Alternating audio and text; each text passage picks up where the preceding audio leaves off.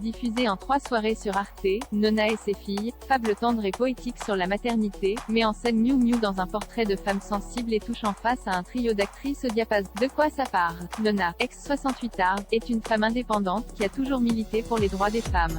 Après avoir élevé seule ses filles, des triplés conçus suite à une histoire sans lendemain, elle a travaillé toute sa vie dans un planning familial au cœur du quartier de la Goutte d'Or à Paris. À 70 ans, ses 3 filles désormais adultes, elle peut enfin profiter de la vie avec son amant, André. Mais lorsqu'elle se découvre enceinte de 5 mois et demi, tout s'écroule. Nona et ses filles, les jeudis 2, 9 et 16 décembre sur Arte et en intégralité sur Arte TV. C'est avec qui?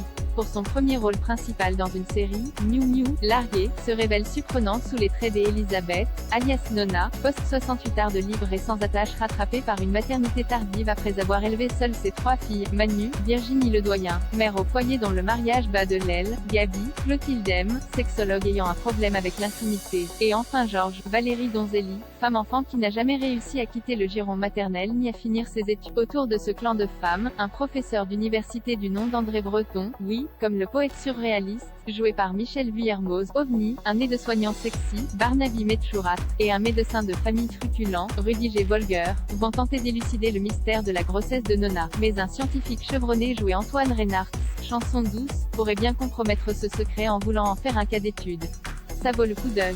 Actrice, scénariste et réalisatrice, Valérie Donzelli a une place à part dans le cinéma d'auteur français. De La Reine des Pommes à La Guerre et déclarée en passant par Notre-Dame, son style émouvant et poétique a éclos tout au long de sa filmographie en à peine une demi-douzaine de films. Avec Nona et ses filles, elle se tourne pour la première fois vers la télévision, et compose pour la chaîne Arte un portrait de famille étonnant, celui d'une mère qui a élevé ses filles de façon libre et qui, alors qu'elle pensait être enfin libérée du poids de la maternité à l'aube de leurs 44 ans, se retrouve confrontée à une grossesse aussi inexplicable que dévastatrice à un âge où elle pouvait enfin se recentrer sur ses propres désirs.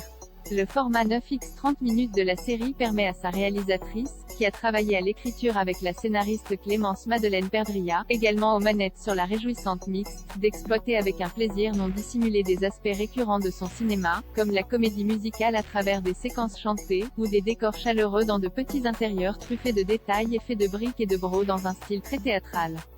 À travers cette histoire rocambolesque et presque surnaturelle, on ignore qui est le père de l'enfant de Nona. La série se révèle très émouvante dans ce qu'elle dit de la maternité et du droit des femmes à disposer de leur corps. Ledoyen, M et Donzelli livrent une partition chorale réjouissante dans le rôle des triplés, chacune ayant hérité d'un sobriquet masculin et choisi la famille, le travail ou les études comme refuge. L'épreuve traversée par leur mère va leur donner l'occasion de resserrer les liens familiaux, mais aussi de se confronter à elles-mêmes, à leurs désirs et à leurs propres frustrations. Manu, attirée par une des collègues de Nona, voit ses certitudes sur son mariage vaciller. Gabi, attirée par Paou, redoute de se montrer vulnérable alors qu'au départ de son passé la rattrape soudain. Georges, toujours vierge à 44 ans, refusant la pénétration par conviction politique, mais avec Antoine pourrait l'inciter à se jeter à l'eau. Dans ce récit, les hommes, bien que relégués au second plan, ne sont pas pour autant réduits à de simples figures archétypales. Paou, le sage-femme allemand de Nona, aide à mettre au monde les enfants car il ne peut en avoir lui-même. Antoine, lui, a sacrifié sa vie privée au nom de la recherche, et rêve de faire partie d'une famille. André enfin, totalement épris de Nona, est prêt à toutes les concessions pour son bien-être.